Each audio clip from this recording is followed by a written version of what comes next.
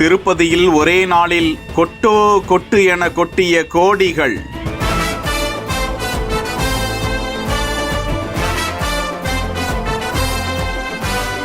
Kilometre கணக்கில் வரிசை கட்டி நின்று சாமி தரிசனம் செய்து சென்ற பக்தர்கள். ஒரே நாளில் இத்தனை கோடியா?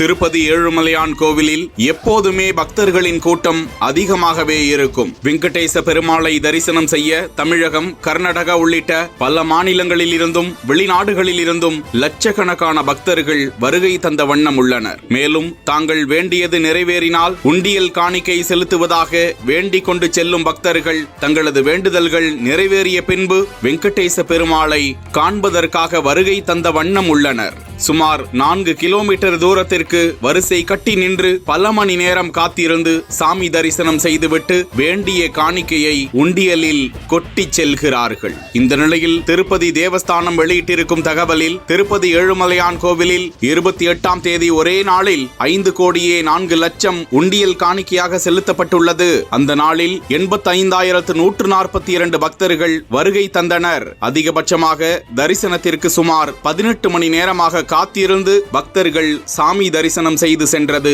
குறிப்பிடத்தக்கது.